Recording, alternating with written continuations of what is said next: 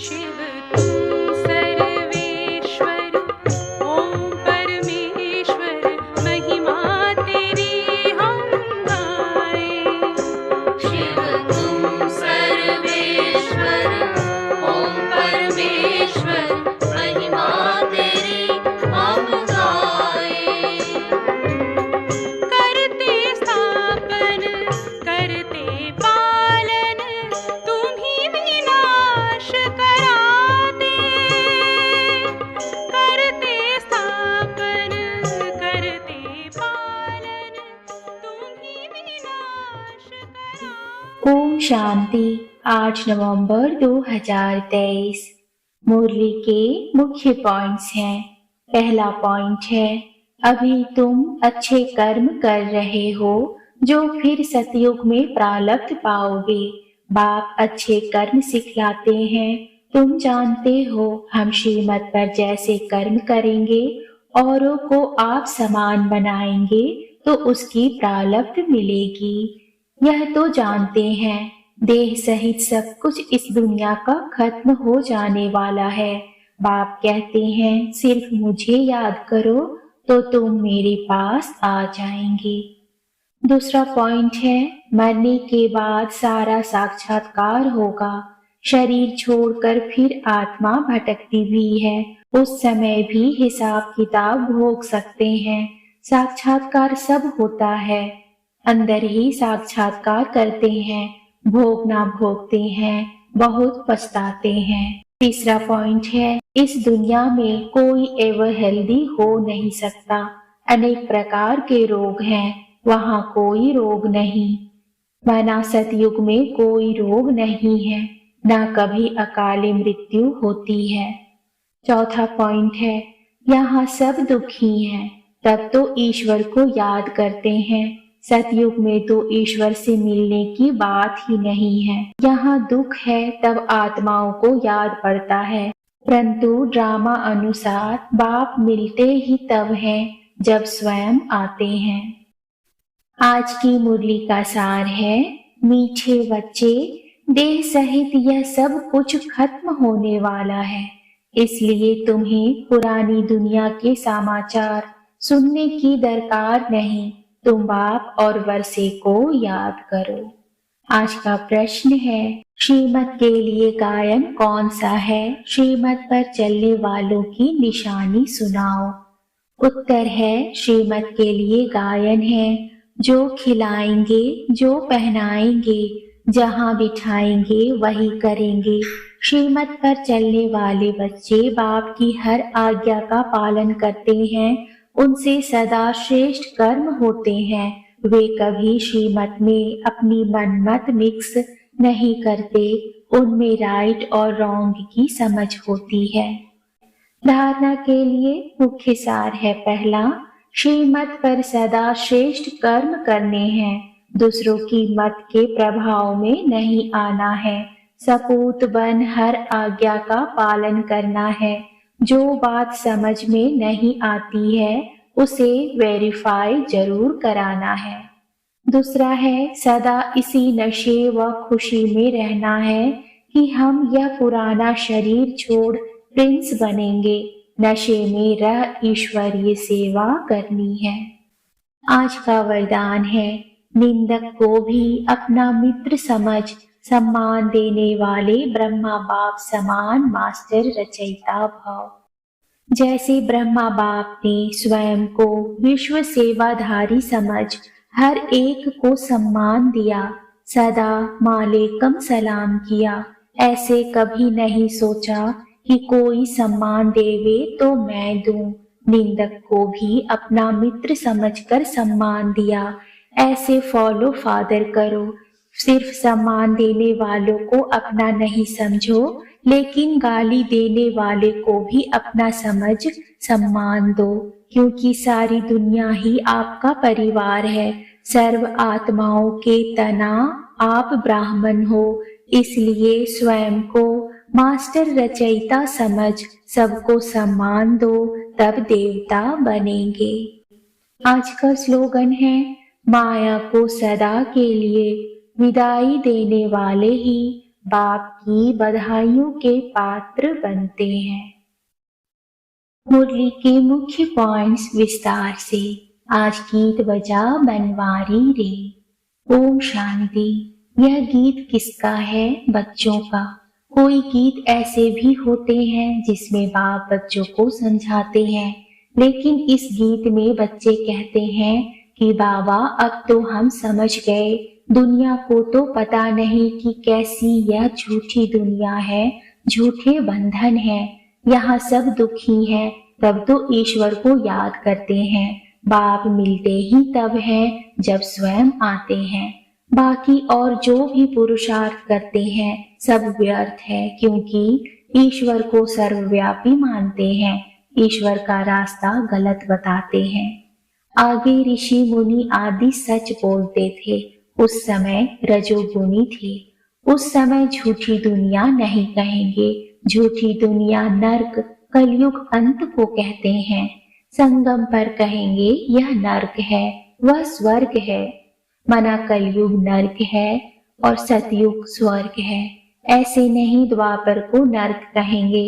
उस समय फिर भी रजो प्रधान बुद्धि है, अभी तो तमो प्रधान। तो हेल और हेवन संगम पर लिखेंगे। आज हेल है, कल हेवन होगा। मना आज नर्क है, कल स्वर्ग होगा। यह भी बाप आकर समझाते हैं। दुनिया नहीं जानती कि इस समय कलयुग का अंत है। सब अपना अपना हिसाब किताब चुकतू कर अंत में सतो प्रधान बनते हैं। फिर सतो रजो तमो में आना ही है। जिनका एक दो जन्म का पाठ है वह भी सतो रजो तमो में आते हैं। उन्हों का पाठ ही थोड़ा है, उसमें फिर बड़ी समझ चाहिए। दुनिया में तो अनेक मत वाले मनुष्य हैं, सबकी एक मत तो नहीं होती, हर एक का अपना अपना धर्म है। बाबा ने समझाया है, मुझे याद करो, मेरी श्रीमत पर चलो। इसमें प्रेरणा आदि की कोई बात नहीं। अगर प्रेरणा से काम हो तो फिर बाप के आने की दरकार ही नहीं। यह तो बाप की मत पर चलना होता है, प्रेरणा की बात नहीं। कोई कोई संदेश ले आती हैं, उसमें भी बहुत मिक्स हो जाता है। संदेशी तो सब एक जैसी है नहीं, माया का बहुत इंटरफेयर होता है। दूसरी संदेशी से वेरीफाई कराना होता है। कई तो कह देते हैं हमारे में बाबा आते हैं, मम्मा आती है, फिर अपना अलग सेंटर खोल बैठते हैं, माया की प्रवेशता हो जाती। यह बड़ी समझने की बात है। श्रीमत के लिए गायन है कि आप जो खिलाएंगे, जो पहनाएंगे, जहाँ बिठाएंगे वह करेंगे। ऐसे कोई तो बाप की मत पर चलते हैं, कोई फिर दूसरों के मत के प्रभाव में आ जाते हैं। कोई वस्तु नहीं मिली, कोई बात पसंद नहीं आई तो झट बिगड़ पड़ते हैं। सब थोड़े ही एक जैसे सपूत बच्चे हो सकते हैं। दुनिया में तो ढेर की ढेर मत वाले हैं। अजामिल जैसी पाप आत्माएं गणिकाएं बहुत हैं। यह भी समझाना पड़ता है कि ईश्वर सर्वव्यापी कहना रॉन्ग है। सर्वव्यापी तो 5 विकार हैं, मना हर जगह तो 5 विकार हैं। इसलिए बाप कहते हैं यह आसुरी दुनिया है, सतयुग में 5 विकार होते नहीं। कहते हैं शास्त्रों में यह बात ऐसी है, परंतु शास्त्र तो सब मनुष्यों ने बनाए हैं। धर्म संस्थापकों ने जो आकर के सुनाया उसका फिर बाद में शास्त्र बनता है। जैसे गुरु नानक ने सुनाया, बाद में ग्रंथ बनता है। तो जिसने सुनाया उसका नाम हो गया। गुरु नानक ने भी उनकी महिमा गाई है कि सबका बाप वह एक है। यह बेहद का बाप कहते हैं, मुझे तो कोई भेजने वाला नहीं, मुझे मैसेंजर व पैगंबर नहीं कहेंगे। मैं तो आता हूँ बच्चों को सुख शांति देने। मुझे कोई ने कहा नहीं, मैं तो खुद मालिक हूँ। बच्चे कहते हैं हमारा बाबा, तो बाप के धन के तुम मालिक हो। मेरा बाबा बच्चे ही कहेंगे, मेरा बाबा तो फिर बाबा का धन भी मेरा। अभी हम क्या कहते हैं, हमारा शिव बाबा। बाप कहेंगे यह हमारे बच्चे हैं। शिव जयंती भी मनाते हैं। शिव जयंती के बाद फिर होगी श्री कृष्ण जयंती, फिर श्री राम जयंती। बस मम्मा बाबा की जयंती व जगदम्बा की जयंती तो कोई गाते नहीं। अब प्रजापिता ब्रह्मा तो मनुष्य सृष्टि में है, फिर रचना में मुख्य है लक्ष्मी नारायण, तो शिव है मात पिता, फिर मात पिता ब्रह्मा और जगत अम्बा भी आ जाते हैं। यह समझने और धारण करने की बातें हैं। स्वर्ग में होती है राजाई, तो जरूर उनको संगम पर आना पड़े। वह प्रारब्ध 21 जन्मों का वर्षा संगम पर ही मिलता है। यह संगम युग है ब्राह्मणों का। ब्राह्मण है चोटी, फिर देवताओं का युग। हर एक युग 1250 वर्ष का है।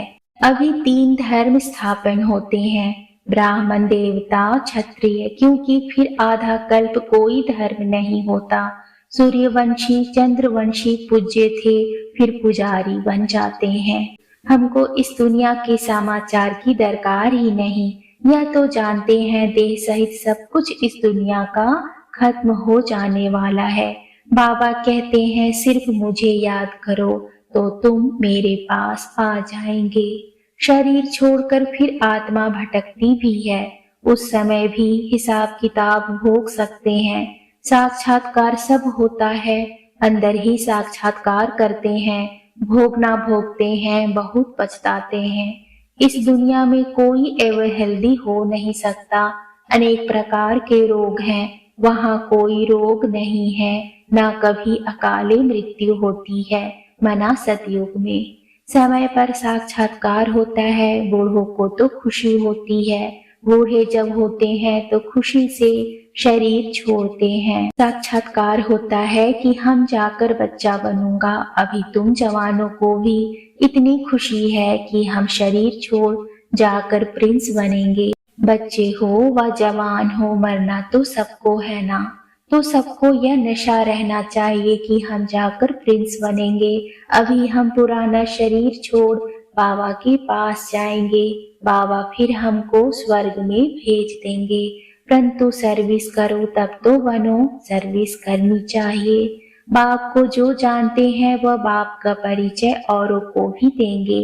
बाप और रचना का परिचय देना है। किसी को बाप का परिचय नहीं देते तो गोया खुद जानते नहीं। अपने को नशा चढ़ा हुआ है तो औरों को भी चढ़ाना है।